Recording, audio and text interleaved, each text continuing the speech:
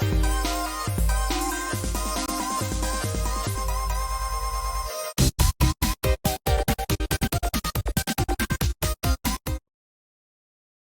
everybody, and welcome to our early comics preview and review video. I'm Andy. I'm Matt. We're here with Infinity Flux Comics out of Chattanooga, Tennessee. This is our way longer show where we're talking about so many of the books coming out this week that we think you don't want to miss. So make sure, though, to follow along on infinityflux.net where you can buy these books going up live.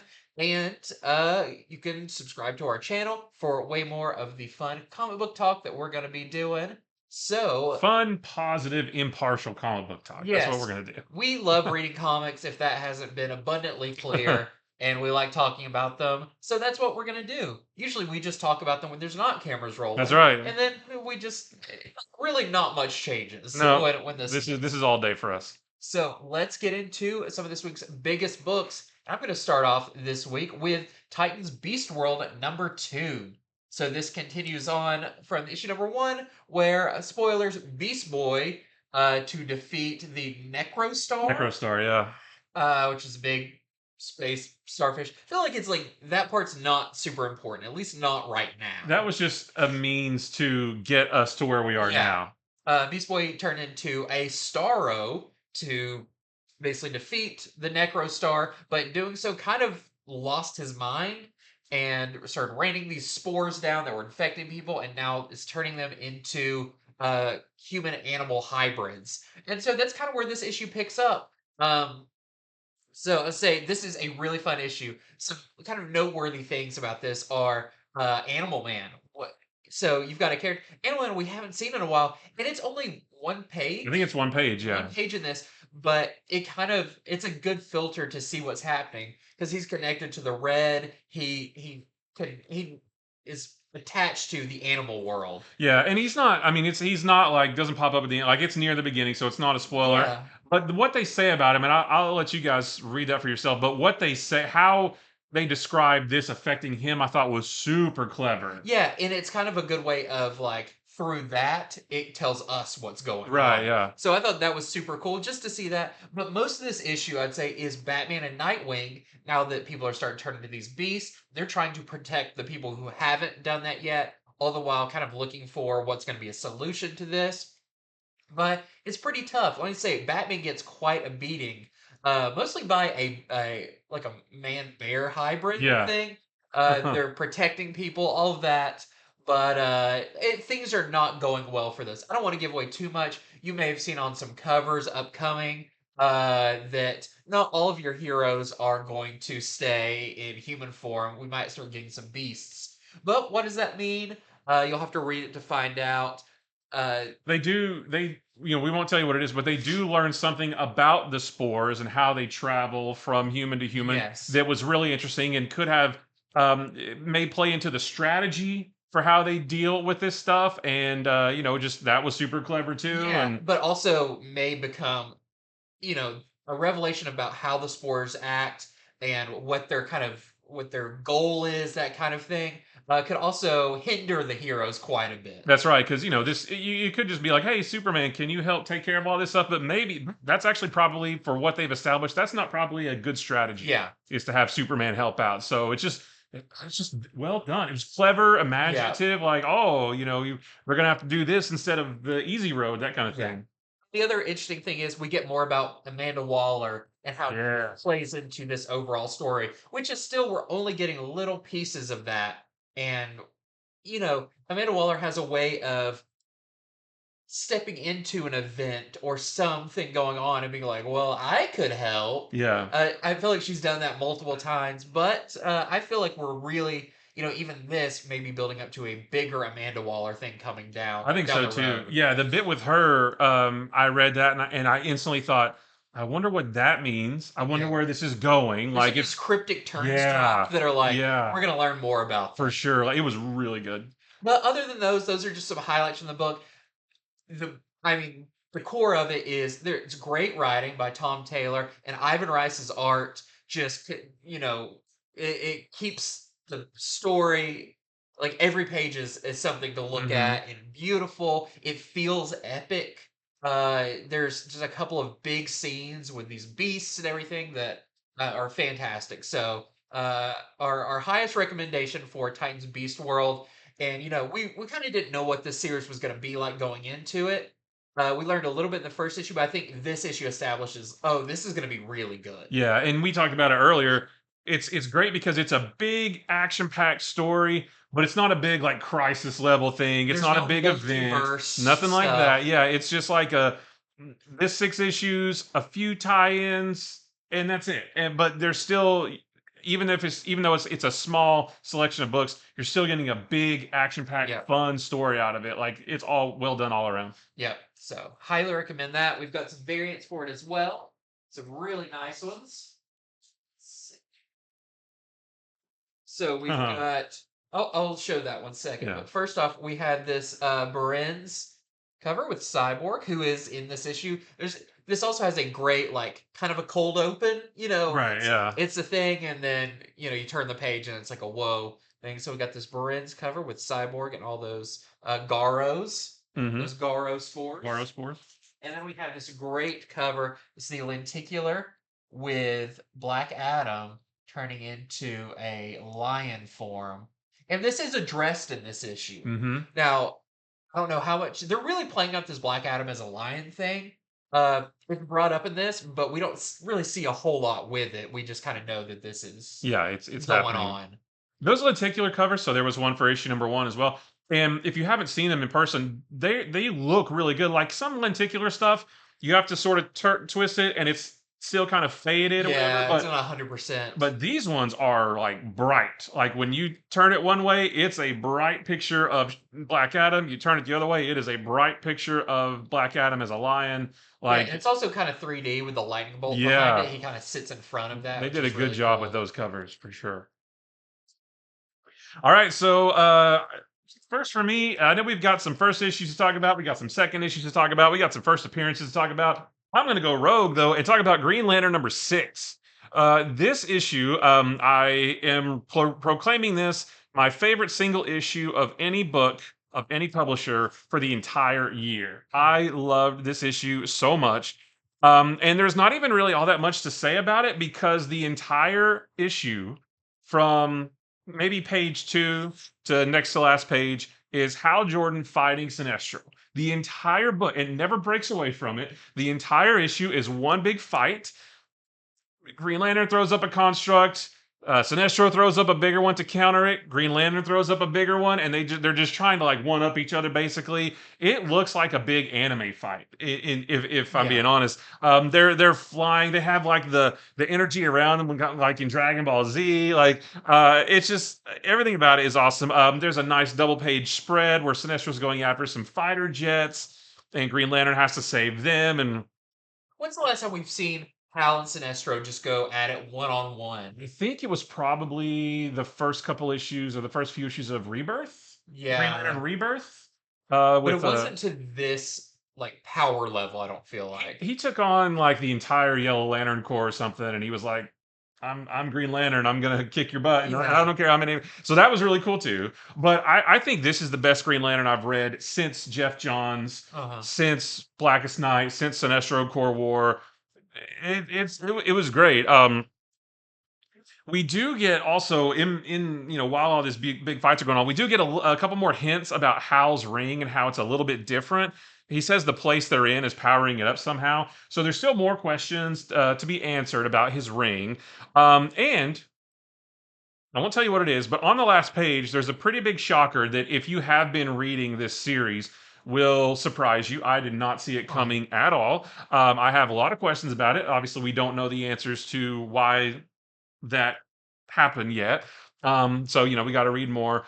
But this issue was stellar. The colors are great. The art was great. The action. I mean, every single page is just action and constructs and flying and all this stuff. It was wonderful. So like I said, not a whole lot of like real in-depth story, but it's just a really fun comic book. Like I would recommend, even if you're not reading Green Lantern, if you want to just see a really fun comic book, just pick this one up. You'll be a little bit confused about why they're fighting and stuff, but Green Lantern fighting Sinestro, that's all you really need to know, right? That's all you really need. So just super good. I highly recommend this. My favorite single issue of the year across any title, Green Lantern #6. So we have This a guy's couple. going off chops right I here. know, right? We got a couple of variants as well. We have the Doc Shaner variant. And then This one this is great. just the cream of the crop. Yeah, this is Jeff Spokes' nice Santa Claus homage to Green Lantern #47, 6. I don't remember. It's in the mid 40s. It's leading up to the Parallax. Yeah, stuff. for sure. Yeah, but that's like the candy canes and Santa hats and all this stuff. So very cool. Everything about this issue is perfect. Wow. Yeah, Wow. loved it. That's high praise. Mhm. Considering best comic you read this year, it's not like you've only read 3 comics. Oh yeah, no, this is, and like I said, maybe there's some longer stories, but for one single issue, it's this one right here. Yep. I always love finding those, and ones that, even though they're part of the story, you'll probably go back to and just read that one issue just to have fun with it. Yeah, and plus, the way I thought about it is, you could hand that issue to a kid, and they would be blown away. Yeah. Like that's the kind of thing I love to see in comics. It's just like you can hand that to a kid. I'm sure it's my son, and he's like, "Wow, that's really cool." He doesn't even read comics, so He said, "Quit bothering me, Dad." that's right. I'm playing Fortnite like all the other kids. Okay, next up, I've got Spider-Gwen Smash. No, this is not a Spider-Gwen Hulk book. Well, she's not a Hulk in this, but there may feature a Hulk in this. What? So this is a new mini-series, and I'll begin by saying I do really like about this. This is written by Flores and the artist by Balaam. What I like about this is the last, I feel like 2 or 3 Spider-Gwen things we got were all about clones. Right. They were about Multiverses and Spider-Verses, yeah. which is fine. There's a time and place for that, but it's been a while since we've had a Spider-Gwen story where she is, being a spider person. On her own Earth. On her own Yeah. Earth. And it does deal with this a little bit in this issue because when it begins, Gwen is kind of feeling like she doesn't have a home. She goes between the 616 and whatever her Earth is. 65? 65. Yeah. So much that she kind of is acting like, I don't really feel comfortable in either. Like, I don't have a home base type thing. But she wants to spend some more time in her own universe. And she's still a drummer for the Mary Janes, which is always really fun. It's a fun, unique aspect of her where it's, all the like clones of Peter Parker and stuff, they're all very much like her, but she's kind of got her own world and her own characterization. So in this, they're playing a show and there's a big attack by this like an influencer villain who very relevant and everything. It's really fun to see, but of course Gwen has to go into action. She has to stop drumming, has to fight this villain, and she's really worried after this, like, I'm out of the band. Like, they're getting really tired of, like, am I attracting these villains, that kind of thing, because everyone knows that she's Spider-Gwen or Ghost Spider in this universe. But she gets a call from MJ, the leader of the Mary Janes. She's expecting the worst, but looks like they've actually got an offer to go on tour to open for Dazzler. Dazzler and the Uncut Gems, her backing band. Is that really the name? Yeah. Nice. Very well done. You'll have to read to find out. I don't want to tell you, but her backing band is also made of recognizable characters in this universe. So they're going to go on tour with Dazzler, and as you can imagine, things aren't going to go super well. I'm not going to give away any of the story, but it looks like there's maybe more to even the Mary Janes than just a band, and more to Dazzler than just a band. There may be some mutants involved. There may be some supervillains involved. Just a lot of really fun stuff that's setting up what I feel like is going to be a really good new story for Gwen and establishing more characters and stuff like that. But I really liked it. The art is a little, I wouldn't say cartoony, but it's a little bit more exaggerated. Like stylized, which I do really like for a Spider-Man book. Yeah. It felt a lot like the artist was inspired by Humberto Ramos, Nice. which I love for a spider Mm-hmm. related book. Yep. So if you like that kind of thing, I think you'll really like this one. It was really fun. And I'm looking forward to see where it goes because this was a lot of setup in this issue, but not in a bad way. Just we kind of get you reintroduced Yeah, to putting the the pieces in status place, that quo. kind of Yeah. thing. Yeah. So that is our David Nakayama A cover. We've also got quite a few variants for this one. We've got a Peach Momoko Nightmare cover. That's one of the brighter nightmare covers Yeah. we've seen from her, though. We have a Peach Momoko foil cover. So two Momoko Yeah. for the price of two. We've got this John Tyler Christopher cover, kind of their negative space cover. And That could double as a blank sketch variant. yeah, draw whatever you think her hood should look Right. like or something. And I forgot to write down who did this cover, but it is really nice with kind of Sinister Six and Miles and all of that. I like that cover. That's a Yeah. good one. All right, so next for me is Daredevil Gang War #1. So this is the first of, I think it's a 3 or 4 issue miniseries that ties into Gang War featuring Elektra, Daredevil. She is going up against the Heat, which is a new gang that we've seen in the current Daredevil book. So the cool thing about this is the beginning of it actually spins off of that one panel in Amazing Spider-Man 39, where Luke Cage is on the phone and tells Spider-Man, "Hey, Hell's Kitchen is on fire," and Elektra's like, I got this, but I got to do it alone. Like that Yeah, same which she runs panel. off. Yeah, that same panel is in this to kind of and to then kind of set this series on its own course. So she goes to Hell's Kitchen. She takes out a few of the Heat, and then she chases down their leader, who is corrupt police lieutenant Raphael Scarf, um, because the Heat is made up of corrupt cops, and that's not a spoiler. That was I guess that was already established Yeah. because they just mention it like normal. So I would need to go back to Daredevil and try to figure that out. Also, the name The Heat refers to cops. That's a lot right. of Yeah. times. So it's like retired cops and corrupt cops and that kind of thing. But so she takes out some of them, and she's interrogating this Lieutenant Scarf. But before she can get a lot of info out of him, she's attacked by this mysterious new assassin. So I believe this is the first appearance of this character, but I don't know what her name is. Oh, yeah. Female assassin. She's got like this like hockey mask on. Oh, and Jason Voorhees. Well, almost, but Oh. no, but and it's got like this X, so maybe it's Red X from Teen Titans. Casey Jones. Yeah. But and she's able to go toe to toe with Elektra, but we don't know who she is, and we don't have a name for her yet. Does But Elektra seem to know who she is, or she's also no, surprised she doesn't know by it? either. Okay. Yeah, she does. She does mention she's almost as good as I am. Could she be? Could she have been trained by the Hand? That kind of Oh, thing. okay. So she doesn't know. We don't know. We'll find out later, I'm sure. So they fight for a little bit before that assassin like throws down some like smoke bombs and retreats. But then the owl shows up later. It's the owl is ridiculous. Big fat guy who can fly, because his bones are hollow, I guess. Yeah. But he shows up and tells Elektra that the Heat are actually receiving a weapon shipment down at the docks later that night.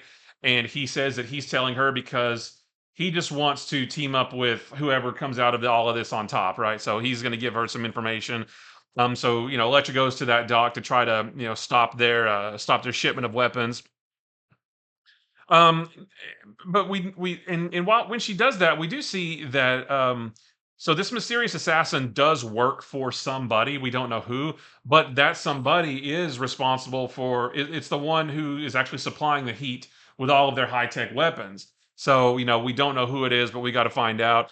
So I thought this was a really good tie-in. You don't it didn't really inject anything into the main gang war story, but it did like borrow from it a little bit.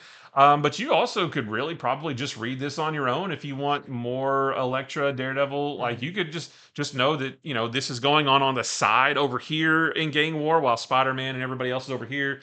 Elektra's over here doing her own thing. So it was a Yeah, good this tie-in. doesn't tie in either with the main Daredevil run. Right. I mean, the Heat that where we first met them was Yeah. in that run, but yeah, it doesn't like It's Matt not Murdock's requiring on this. reading either thing. Not to really. I mean, you really enjoy could. it. If you just wanted a new Elektra book, you could just pick this up on its own and still enjoy it. So, but it was a good one, and the art was pretty good too. The art is by Sergio Davila. It was written by Erica Schultz. So yeah, this was a good one. I like this one quite a bit. So that's our A cover right there, and we do have this Aka variant as well. A little more classic Yeah, Electro. classic Electra. She does have the art. I told a friend that she the way the art is done in this, she has the big Marco Cicchetto hair. When Oh, she takes okay. her mask off, and you know how he drew her hair kind of Yeah. all over the place. The artist does the same thing, and it looked really I good. also be So like, how do you fit that?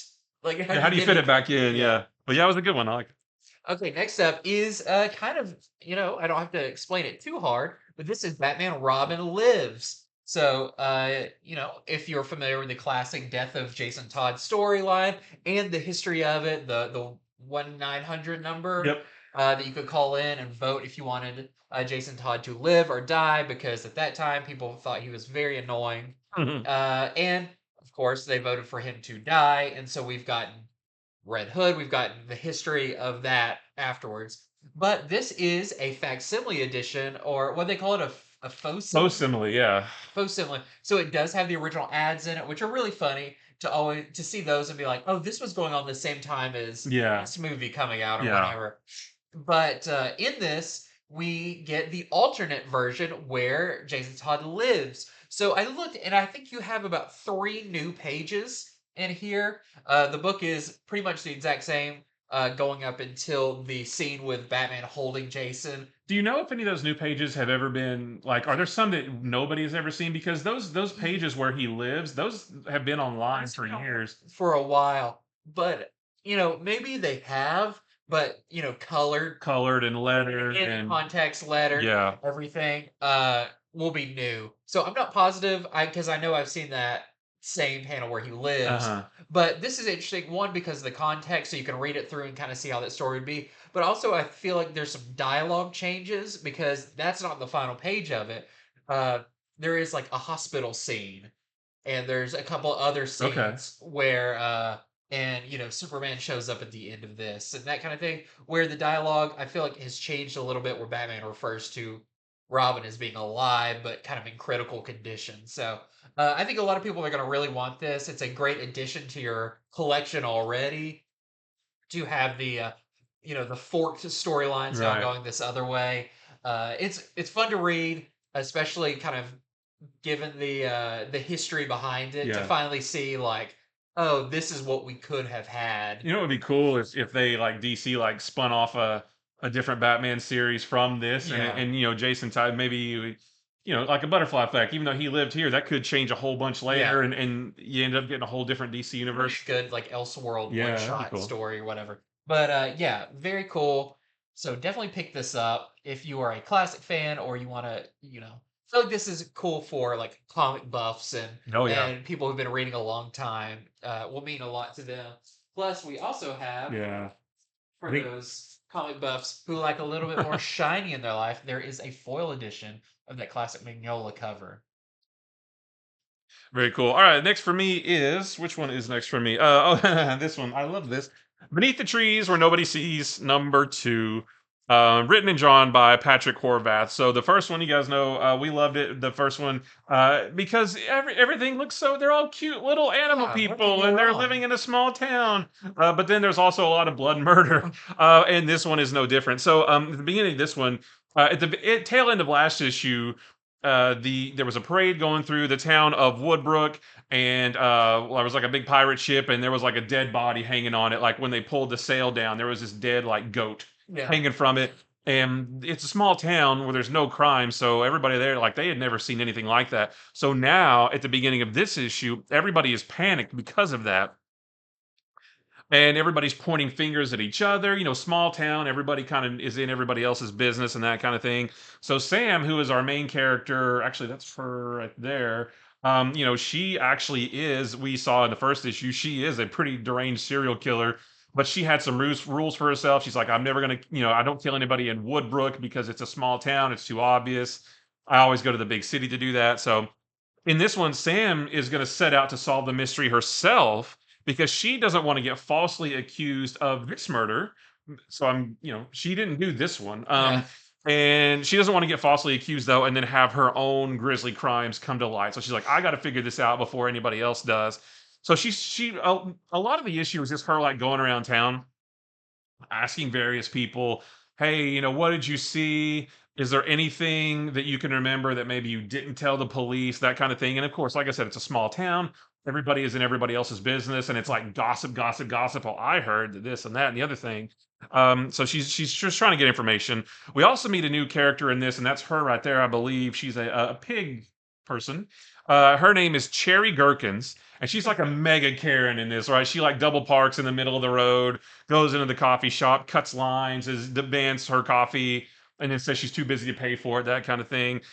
So she's rampant throughout this issue. She's one that's like, where was so and so that night? Where was this person? Where was that person? And then at the end of the book, there is another horrific ending, just like the last one. One that even though the rest of the book looks cutesy, don't let kids see it because it's really good. But so well done. I love the murder mystery aspect. I love the contrast of super cutesy animal people with grisly murders. Like it all works so well. So highest recommendation. If you like the first one, don't miss the second issue right there. So that's our A cover, and then we have this is a Riley Rossmo variant, which he's been doing covers like this for all of them. I think like Yeah. storybook type covers, and that one's gross too. Okay, next up, we're going to take a trip back to Beast World with Titans Beast World Tour Gotham. So we've had Metropolis, we've had the Amanda Waller one. Now we are heading to Gotham. This is, like all the other ones, a kind of anthology with multiple stories in it. Now, I do want to say right off, this takes place right after issue number 2 of Beast World, so don't read this one first if you want to be surprised or whatever. I always feel like you read this and 2 would definitely lose some of its. Yeah, definitely read Beast World number 2 Yeah. first, and then that one. Yeah, but what is cool is it does take place immediately after. Oh, yeah. So if you wanted to see like, oh, what happens next? Well, this has it. Like you see that. Interesting things about it. I won't give away like the main part of it, but what happens if Killer Croc gets infected with one of the spores? Which direction does he go? Does he turn human, or does he become even more crazy? Even more Killer Croc. Yeah. So that's a really fun part of this. But it does kind of flesh out the world and the events that just happened in issue number 2. And that story with it's got Nightwing and Batman in it is written by Chip Zdarsky, which is really cool. We also have a story about a psychiatrist who's talking to someone. It's hard to tell if this is going on during Beast World because they seem pretty calm about it. Maybe it happens like right after. But it's this guy. He describes himself as just a regular working class man, but then when you see what he does, he's actually looks like he works for Joker or something. Oh yeah. He's doing bad stuff.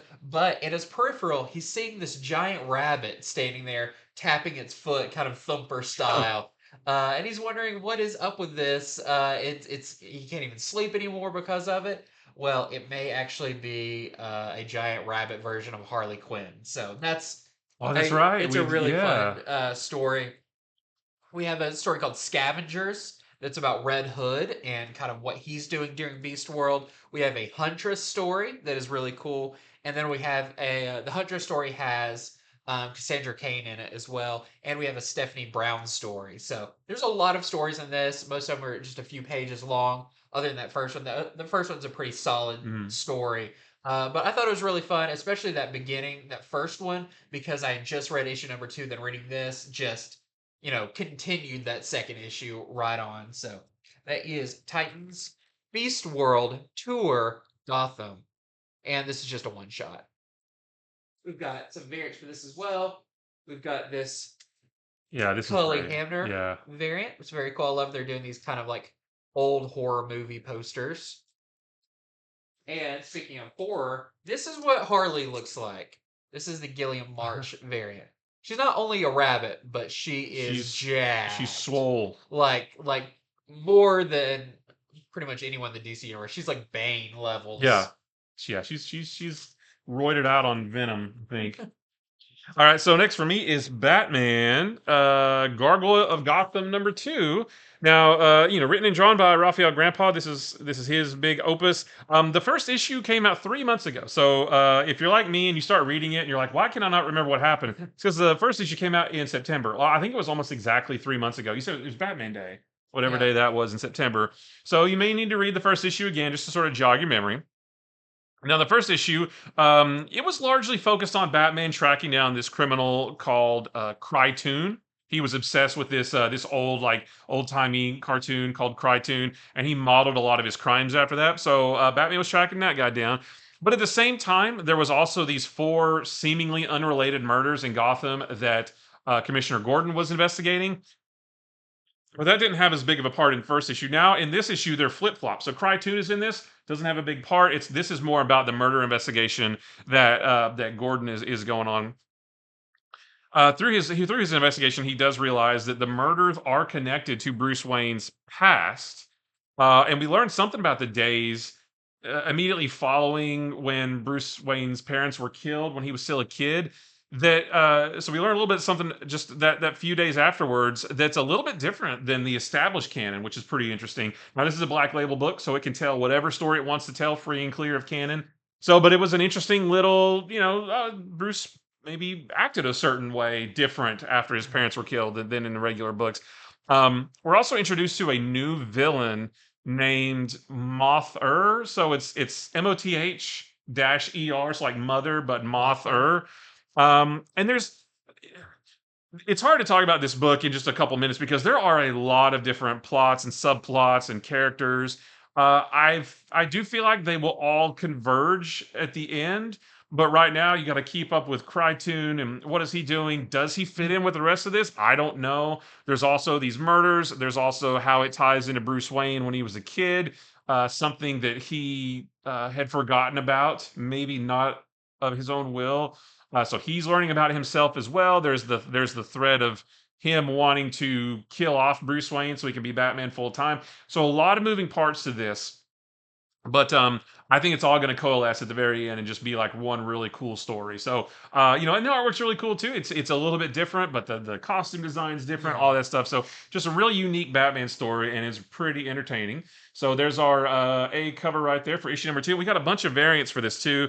So this, oh shoot, the barcode's on the back. I don't have the artist name for these.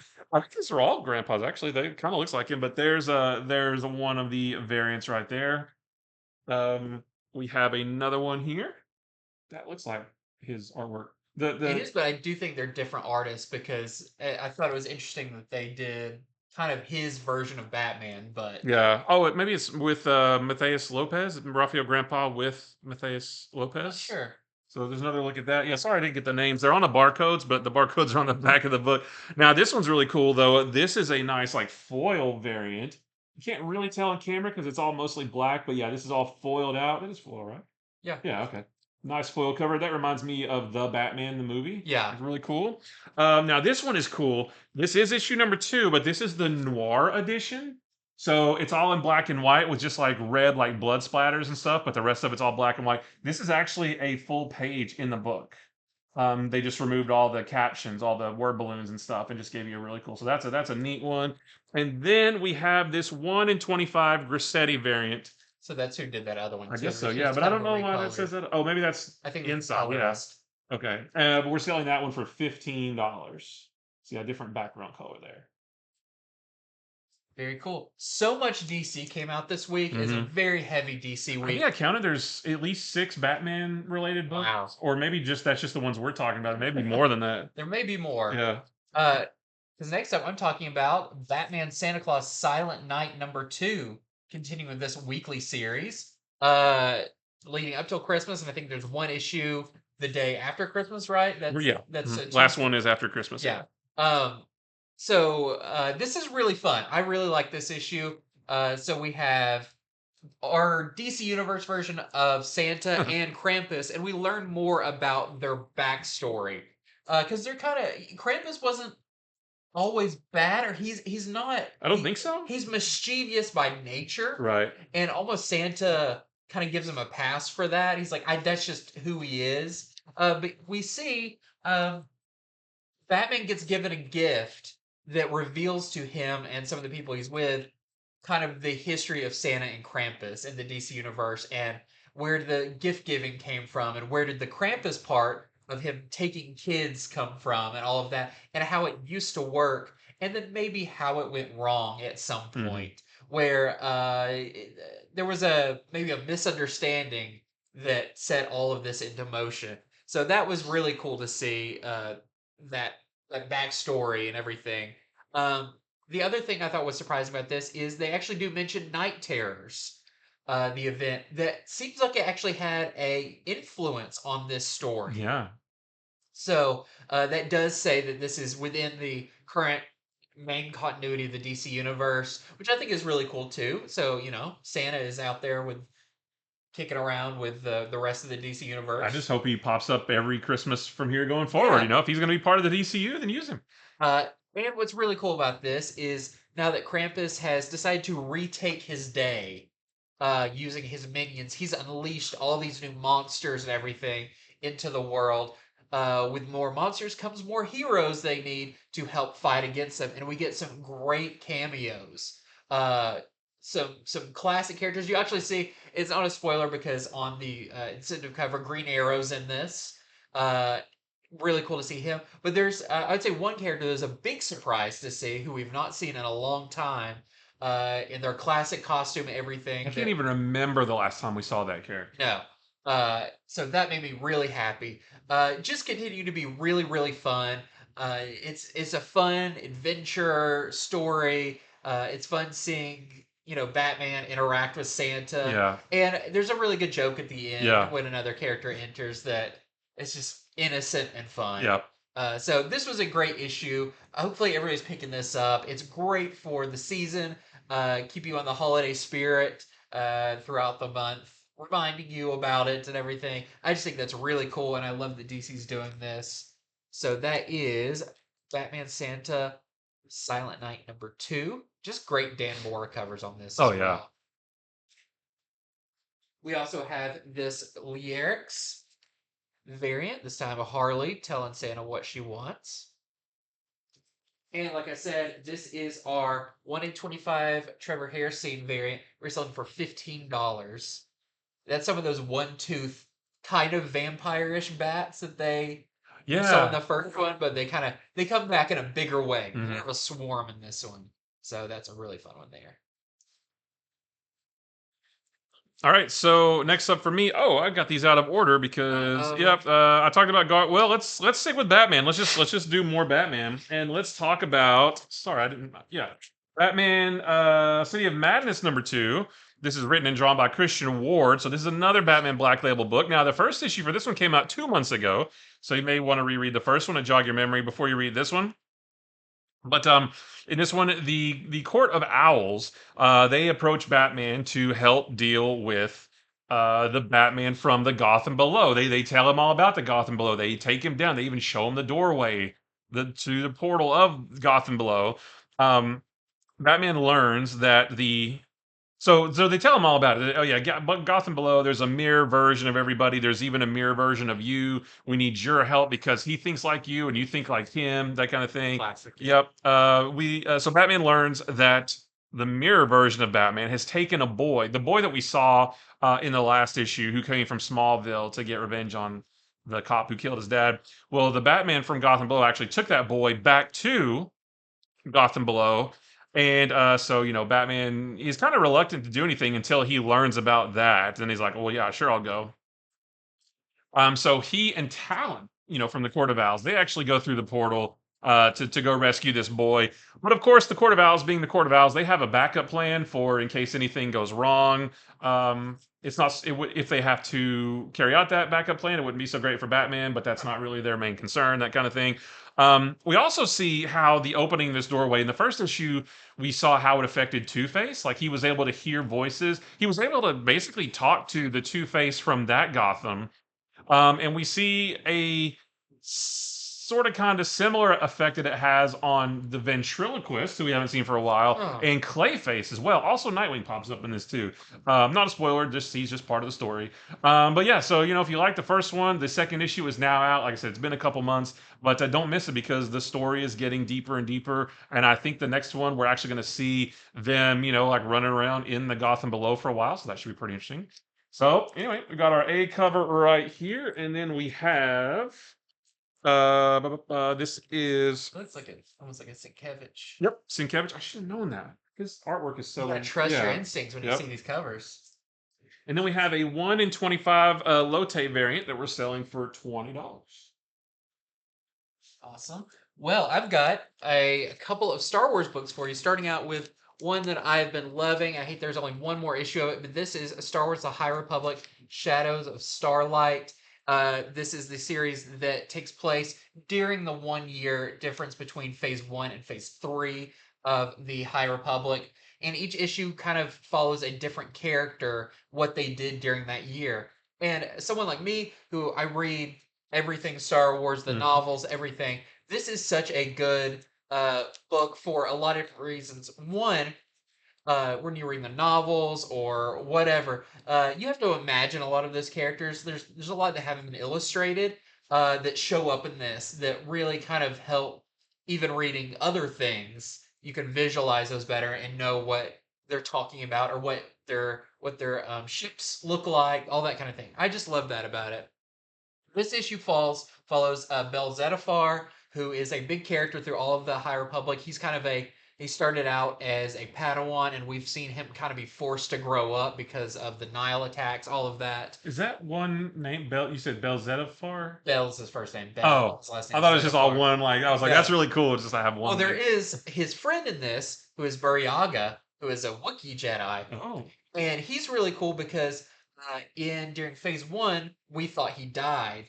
But then we found out that he survived because there is a book, uh, it's Tales of Light and Life, that is a prose novel of short stories. And in that, you see that Bell never gave up on him and actually found out that he was trapped under the ocean where the oof. Starlight Beacon crashed. It saves him. You see that story in this, but kind of around it. So you see him being like, I know he's out there, and then where it picks up, they're on the boat and they're like drying him off. And they're Oh, being that's like, cool. oh, that was, Nice, nice synergy yeah, and it there. says like to see this story, Oh, very cool. read this thing. So it's really great. This is like the glue or in between the bricks, this is the stuff that's like helping you go through it. So Yeah. that's really great. And you see Bell as he goes along, and he and Buryaga get promoted to being Jedi Knights, and what's going to go from there. And this leads up to basically where we meet him in the first novel of Phase 3, where he's kind of on this mission. You see him sign up for this mission that he's going to be on there. So if you've read the books and everything, this is, I feel like, required reading Mm. to really get the full experience of the High Republic. But even if you're not reading the novels, this still is a great narrative that covers kind of a year's span of story. And you see Bell go from what he looks like on here to he cuts his hair, he grows a beard. Oh, very By the cool. end of it, you see a much older version of him. So just really, really fun. We've got a variant cover for that one. This is the Bengal variant, him with his Charhound best friend. And then I did want to go over just a couple other books that came out, starting with Star Wars Hyperspace Stories number 12. It's the final issue of the miniseries that I worked on for one issue. But that is actually two issues, 3 and 8. But this is the final issue. And what's really fun is I worked on this, but there was stuff I didn't know. Like in the a thread through this entire thing is this little Wookiee doll you see flying up there, Oh, who's appeared in every issue. do you put them in your issue? Yeah, yeah, I Okay. got to draw this little Wookiee doll, and we've seen it pass through different hands through different time periods of Star Wars. And Anakin had it for a while. Kylo Ren That's cool. found it. A Wookiee had it. All this we didn't quite know like what's special about this thing because in the issue I worked on, Kylo felt the doll. He was like, "Oh, there's something up with this," but then he got distracted and had to go. Were you given instructions like, hey, you need to draw him holding a Wookiee doll, and you Yeah, didn't, you yeah, just I kind of thought, got okay, that's weird, but Well, I whatever. got the references for this doll Oh, to okay, draw and okay, everything. So yeah, I knew this, but I didn't know what was up with it. okay, okay, cool. This issue finally tells you what is actually inside of the Wookiee doll Oh, okay. and what the future of the Wookiee doll is, where it goes after that. So really cool issue, and it's the story of the attack on the second Death Star, but from a different angle. So really fun issue Hmm. there, rounding out this mini series. We also have like all of them, we have a Carrie Nord variant. It's very fun. And lastly, just wanted to show Star Wars Bounty Hunters issue 41.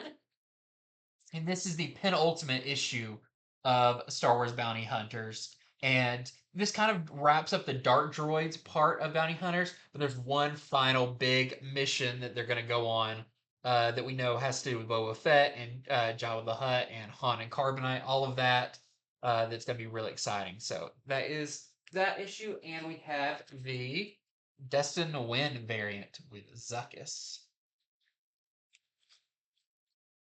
All right, so next for me is a new one called Gumaa Beginning of Her. This is the first issue here. I'm not sure if it's going to be like if it's how many issues it's going to be. But this one is really cool. So the book starts in 1999. There is a woman who is being chased through the streets by something called a magi, I guess. It's kind of like it's a human, but they're like almost like zombified, but like they can run and they're I just think it's zombified because they seem kind of mindless and a cop shoots at it, but it doesn't really affect it. But it's like throwing not, using a knife to stab people and stuff. So I don't really know. It's like a almost maybe like a human possessed by a demon or something like that. So she's running from this magi, but she runs into this mysterious woman who is able to deal with it just by like waving her hand, just like breaks almost like telekinesis. She's like, that's enough of that, holds her hand out and the thing's dead. And she also says that there are other magi around too who joined in the chase. She also says that she can remove the curse from all of them.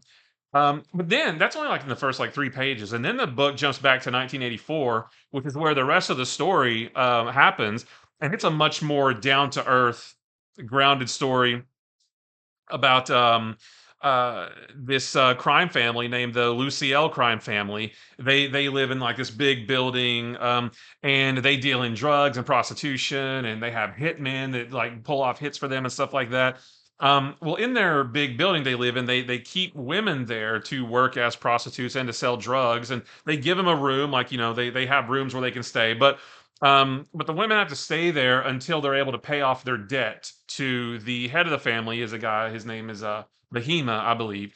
But one of them actually does pay off her debt, and they still don't let her go. So they're not a great group of people. So the head of the family, he's actually keeping the daughter of one of the women as his own.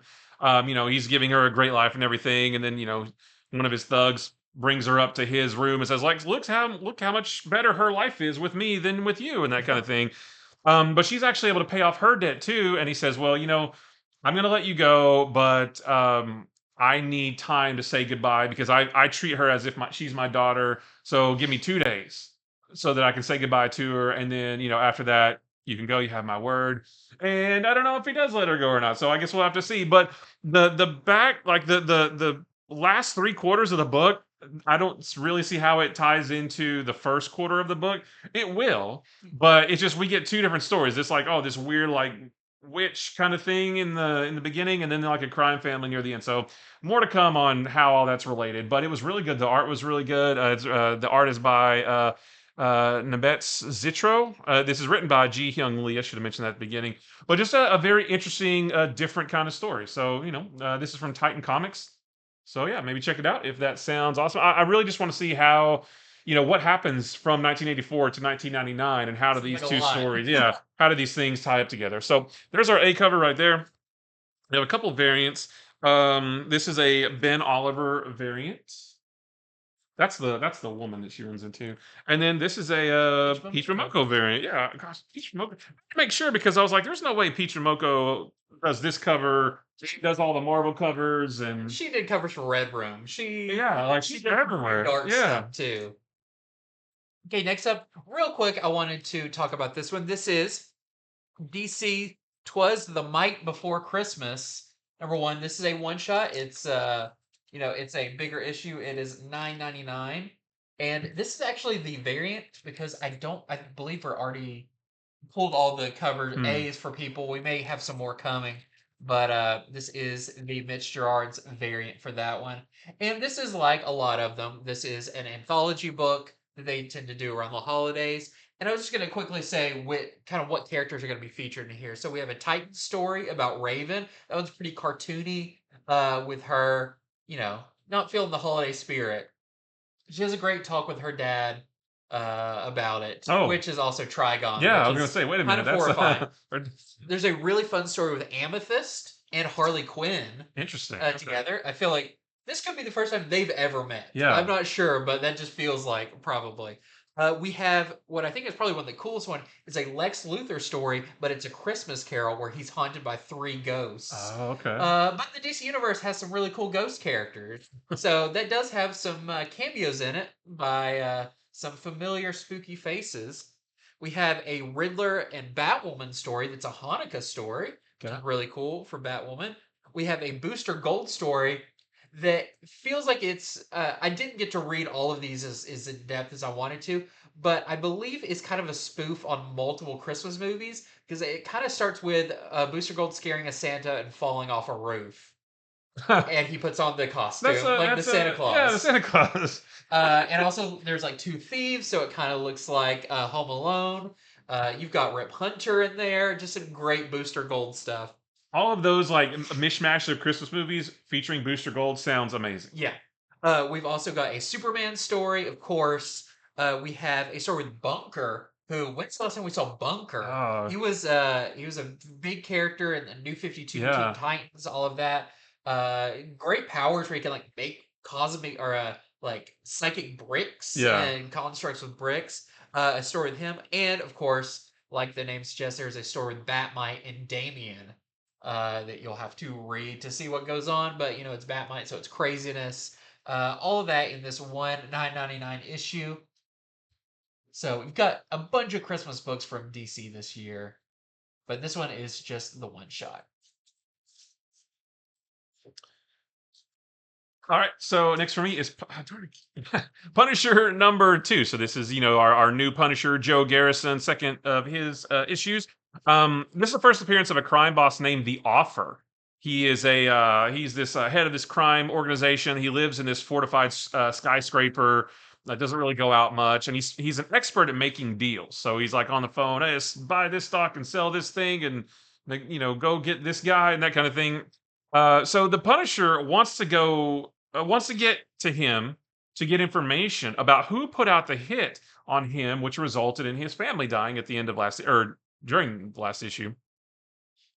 So, but like I said, it's a big fortified skyscraper. So Joe has to fight his way through, almost like reverse Die Hard, where he's trying to get to, well, I guess not reverse Die Hard. He's trying to get to the boss, right? He's able to take out the regular guards easily enough, but then he runs into a superpowered group of villains called the Night Shift.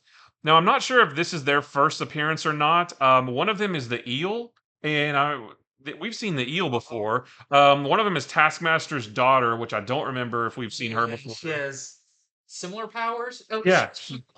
Avengers Academy.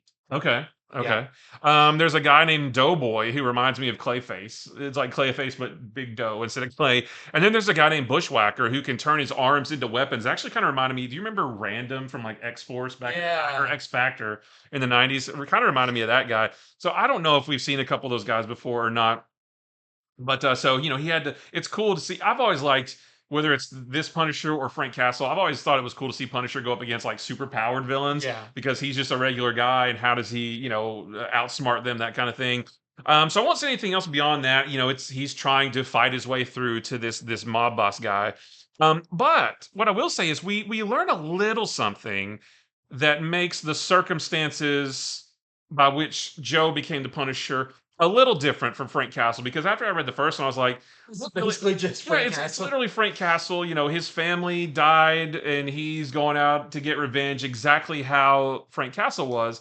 But we do learn just a tiny little something about his family dying that is a little different from Frank Castle, which could, I think, balloon into more differences. So Joe and Frank Castle might start to get a little bit more different. So, more to come on that. But, a pretty solid issue for the second issue of Punisher. So that's the guy, Bushwhacker, right there. That's him with his arm all like a gun kind of thing. Yeah. So that's our A cover right there. And then we have this Asrar variant as well.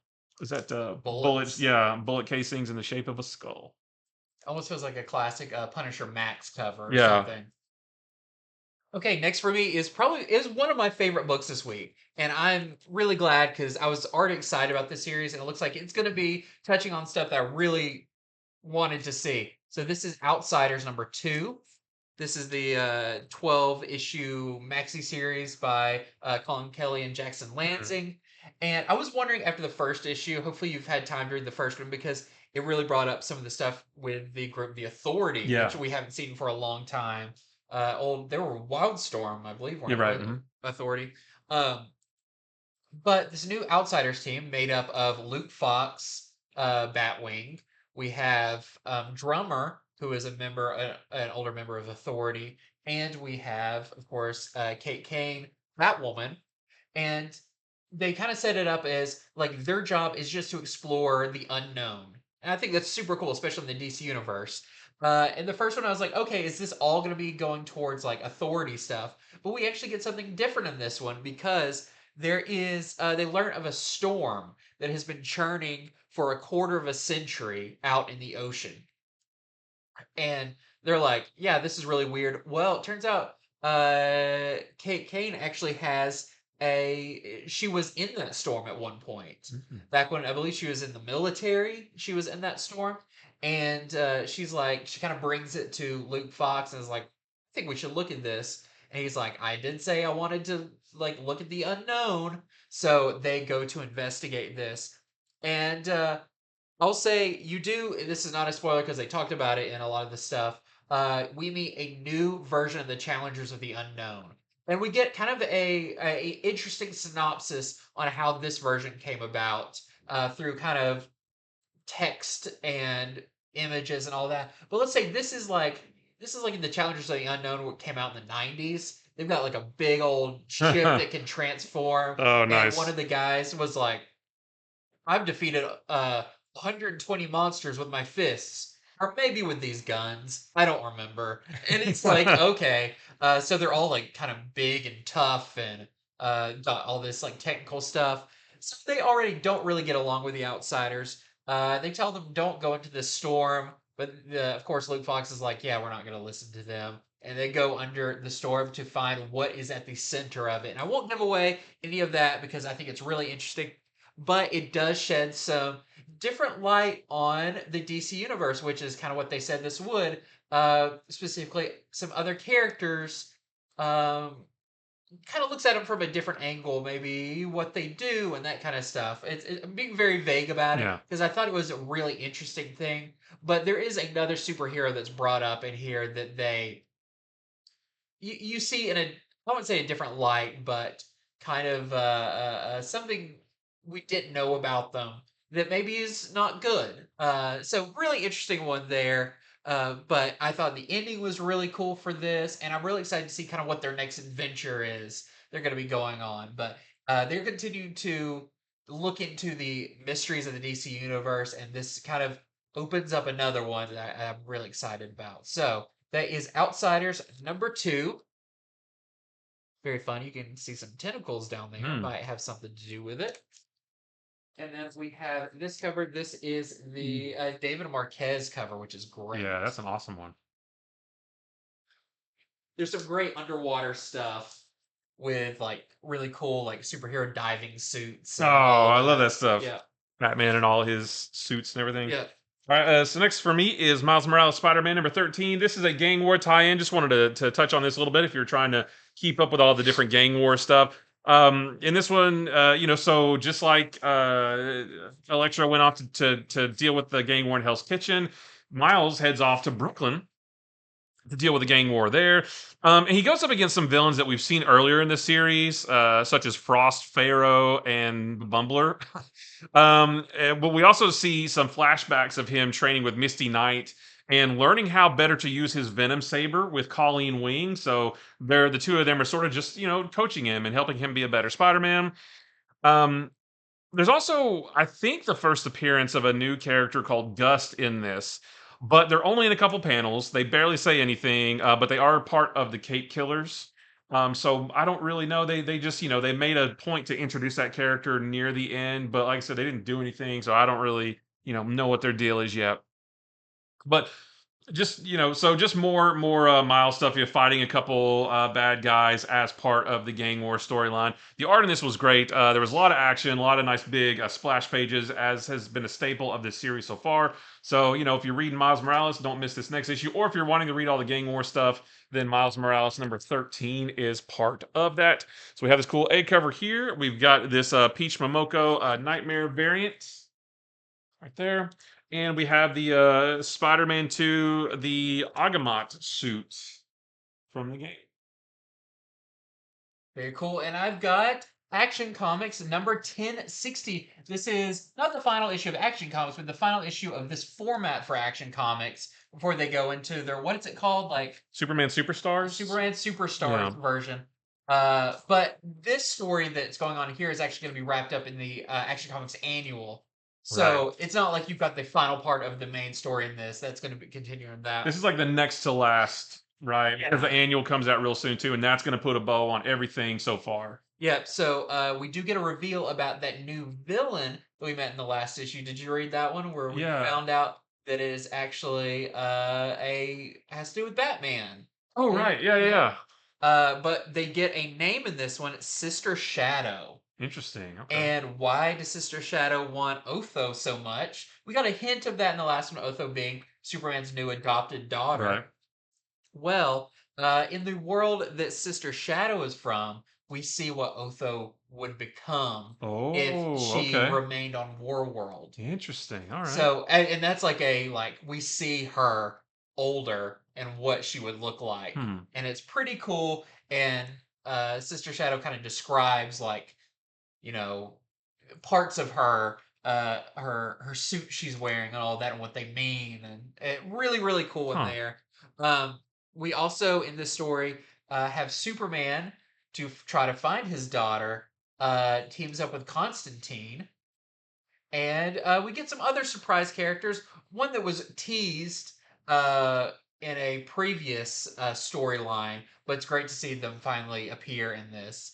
But of course, this Action Comics. There's also other stories in this. We have a Dreamer story that follows up from the previous one, and it follows up from the Beast World Metropolis story that her and John Kent were in. But this one ties into maybe bigger stuff because in this, Amanda Waller shows up and wants Dreamer to help her take out someone who has the same abilities as Dreamer, where they can kind of see things before they happen. Where we meet a new character called Afterthought, who is seeking revenge on Amanda Waller and gets Dreamer to take them out or whatever. But of course, it's Amanda Waller. She might have ulterior motives. And that may include drafting Dreamer onto a new team. Huh. So it's a big. I love when stuff. anytime Amanda Waller shows up, especially this year. Like it's Yeah. like, oh, what is she up to now? So there's that. There's some other stories in here as well, but I think those are the two big ones in Action Comics 1060. So definitely check it out. I'm really enjoying, especially this latter half, not half, but the latter issues of Yeah. Action Comics that dealing with all this stuff I think is really interesting. So that is our A cover for that. We got some fantastic covers for this one. We've got this Jim Chung cover, which I love. I love the Yeah. colors on that. The big S on his chest. I like the big logo in the middle of Yeah. the page, that's cool. We also have this Jimenez cover. Love seeing Superman just be just a good guy going to visit some kids. And we also have this 1 in 25 Sampere variant for $20. I like that one too. Sam Perry killing it on Wonder Woman right now. Yep. All right, so next for me, real quick, is just Detective Comics number 1079. I wrote 1070. 1079. This is part 4 of the Batman Outlaw storyline. Of course, there's only 5 parts, so this is the next to last issue of that. I can't say a lot about this because we're in the thick of it now, so anything I tell you would be spoilery. But Catwoman's plan to rescue Batman from being hanged by the Organs, which is what this whole storyline's been about. Her plan is underway. We're right in the middle of it. I will say though that it's really clever. Like her plan is really clever. The end of the last issue wasn't looking so great, but it's not over. Like there's more stuff going on, and the way it was just written, Catwoman's dialogue, her inner monologue about what's going on is really, really well done. I really liked it a lot. And there may be another reluctant ally because she's been pulling together like allies that aren't always good guys and maybe people who don't get along so well. She's been pulling this like group together, and there may be another character like that about to enter the fray too. So if you've been reading this, just wanted to let you know that the fourth part of this story is out. It's really creative, it's really clever, it's really well done. So yeah, definitely check that out. That's our A cover right there, and we have a few variants. This is the Aquaman 2 variant cover. Comes out next week. I'm excited to see it. It's next I week. think so, right? Sure. Oh, yeah. I mean, this 18th. month. Well, it's the end of next week. Yeah, I mean, Yeah, yeah. yeah. This is our Jason Sean Alexander. So that's your interior artist for the series. That looks so much like almost like a Sam Keith Mm-hmm. Batman Yeah. with the tall ears and like the really pointy curly Yeah. shoulders and stuff. Yeah. I was Very thinking maybe Kelly Jones from the 90s. Yeah, also very Kelly Jones. And then this is a 1 in 25 sharp variant that we're selling for $15. Wanted the question. Which may be the questions in this. I don't know. Little Renee Montoya. Maybe. Okay, man, talk about just Batman after Batman. Yep. Because I've got Batman and Robin #4, and this let's see pretty much wraps up the first story. Okay. Arc. Because I don't know, not everything's taken care of, but characters kind of get away to a point where it's like, okay, well, we're kind of back at square one type thing. But it's a really good issue. So things that happen in this is we do learn who is behind all the attacks on Batman, who made bats attack Batman, who is the kind of person in the shadows that the characters are working for, like Shush. Yeah. Who Shush is working for is revealed in this. And I was very surprised. It was not, it makes sense, but it definitely, this character has been through some changes to become what they are in this. I'll say that. We also, if you've been reading this, you probably have a guess who the identity of Shush is. There's been some. Are we supposed to have a guess? I don't know who it is. There's been some flashbacks That that maybe hint towards who that is, and I feel like it doesn't flat out say it in this, but it's semi-confirmed. This Okay. also has art, like usual by DeMeo, but also Michael Janin does some art in this. Oh, nice. So it also feels very Batman, like Yeah. Tom King era Batman with the art. And he does some of I think the flashbacks and the stuff with like Damien going to school. So all that's really, really interesting. Great issue, and I'm really looking forward to what's coming up next, given the kind of like little blurb at the end of this for future issues. We've got some. This is just. I love this cover so much. This is the Milkonov Santa cover. Yeah, that's great. Homaging Batman and Robin #1 from Grant Morrison and Fred Quietly. Just one of my favorite runs on Batman, and I love this. Instead of Batman and the Batmobile, it's Santa and his sleigh. We also have a Kale New variant as well with Shush. All right, so next for me is Immortal Thor #5. Just wanted to talk about this one real quick because this is the final issue of this first story arc, not the final issue of the series, but this first story arc's been wrapped up or is wrapping up here. So we've got Thor, we got Storm, we got Valkyrie, Beta Ray Bill, and Loki fighting against Tauros in a big, knockdown, drag out fight. Wrapping up this whole thing. What's cool is that they've all been like given the power of Thor, right? They all need to be Thor level to be able to fight this giant god. But in true Thor fashion, or at least old school Thor fans know that Thor can't be without Mjolnir for more than 60 seconds before he reverts. Now, Thor himself doesn't need to do that anymore, but the rest of them do. So during the fight, it's really clever how they keep tossing the hammer back and forth to each other, and they're even trying to strategize like, no, toss it to Jane because she's the one that's been without it longest and that kind of thing. So they keep track of. Yeah. So they toss the hammer to one character and they do a big lightning thing and then toss it to another character and they'll charge up the hammer and toss it to somebody else and they'll do a big. So it was a cool like visual, a cool way to fight. And I won't say how it all ends, but I will say that there are some seeds planted for future stories to come with Thor 2. So just if you've been enjoying this series so far, you will enjoy this one. It's cool seeing Thor and his the all new Thor core, You know, and it's cool. Say with Beta Ray Bill, and I'm like, well, I guess I need to get it now. Beta Ray Bill is in it, yeah, and he looks like classic Beta Ray Bill too. You know, classic. You know, which is basically just Thor's suit. He doesn't yeah. have his like. Yeah, he doesn't have like the big like Fin Danny and Warren Johnson big red thing. But yeah, just a really cool action-packed issue of Thor. Now, I don't have any variant covers here. I don't know if we got any or I'm not not. sure. But you can check infinityflux.net if you want to see if there's any variant covers. You can go there, and if there are any that are available, they'll be right there on the website, and you'll be able to order one if you would like to do that. And there is our website right there where you can just pick and choose whichever comics you want to order. As long as they're in stock, you can order them. They'll be shipped right to you. You can pre-order books that are coming soon. And if you do that, you get 10% off of your order, which is a great deal. And if you use the promo code ILOVEFlux, you get an additional 10% off. That does stack with the pre-order discount. So you can get, you know, like almost 20% off right there. That's a one-time use code, but I don't think it expires, so you can save it for when you really want to get some good savings. Yeah, perfect. Maybe for a gift. That's right. Christmas is right around the corner. Absolutely. Okay, and my last book for this is World's Finest Teen Titans number 6. This is the final issue of World's Finest Teen Titans, and this is the Titans versus the Terror Titans. Really fun issue. You know, I feel it's kind of like each of these issues was a little bit of a one-shot story, and this is no different. But I think the best part of this is it does wrap up a lot of the story plot with the individual members of the Teen Titans. So we see stuff with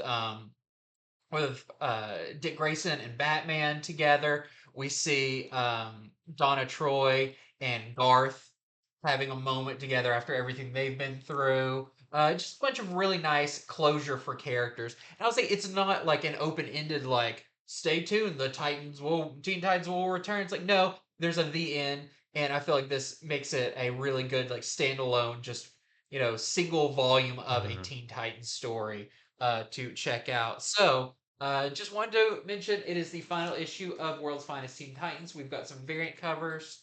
We have this one is the Doc Shaner cover with Garth, Aqualad, or Tempest. We've got this one that I love. This is the Dan Mora cover. I hope that's the one I pre-ordered because I try to get all his stuff. I love that. I know. Occasionally I'll see a cover, you'll show a cover and be like, oh, did I get that? I need to go check. We also have this 1 in 25 Thompson variant. We're selling for $20. And that's normally it. I think we've been through 20 books. We got one more that we want to talk about real quick. Just Moon Knight number 30, because this is the last issue of this series. I can't really say anything without spoiling the entire thing. This is the grand finale of what this series has been building to for the last 30 issues. But, it's the final showdown between Moon Knight and Black Spectre. The fate of New York City is in the balance. Black Spectre's wanting to destroy the city. Moon Knight's trying to stop him. I can't tell you what happens, but I will say that this is called The Last Days of Moon Knight for a reason. And we do know that in January, we're getting a brand new series called Vengeance of the Moon Knight with a new Moon Knight whose identity we do not know yet. So, and it's been marketed. I mean, like, you could read this solicitation to figure out sort of at least part of what happens in this. Moon Knight's not looking so great on the cover, so don't want to spoil anything. But just wanted to let you know, if you've been reading this series, this is the last issue, and to be on the lookout for Vengeance of the Moon Knight next month. You will, if you have this on your pull list, you will need to add that to your pull list if you want. They're not, because they're not the same series. Yeah. But so we have this cover. We've got some variants. We've got the Greg Capullo. I love seeing Greg Capullo doing some Marvel characters. You can't begin a series or end a series without a Scotty Young cover. Very cool there. We've got another Peach Momoko Nightmare variant. We have the this logo variant. They've been doing these for some of the books there. And then we have this 1 in 25 Torque variant, but I don't have a price for this one yet. But that's a 1 in 25 right there. Very cool. So that was a big week with a lot of really good comics. Thank you so much for watching. Remember to like and subscribe, do all that stuff that we always tell you to do on YouTube. Make sure to let us know in the comments what books you're really excited about. Are you excited, for this Moon Knight to be over and for the new one to start? Are you reading all the Christmas comics? Let us know. Let us know what's your favorite holiday comic. I think that would be a really interesting thing. Yeah. There's so many good ones. There's so many good ones. An early book I had was like, do you remember that Marvel holiday special where all the characters are chasing Santa. It's a wraparound cover. I keep that in my Christmas tree ornament box. Yep. So that when I open my ornaments, there's a stack of Christmas comics, and that one's on the top. Yep, that my was original one from when I was a kid. I read that like almost every year. Yep, same. There's like a Punisher story Yep. in that, just great. There's a Ghost Rider, which is crazy. Yeah. Yeah, so let us know in the comments what's your favorite holiday or Christmas or whatever story around a holiday. I think that'd be interesting to hear. And thank you so much for watching. So until next time, which will be Wednesday, we'll be going over comics that you can pre-order early. We'll talk to you later. See ya. Bye.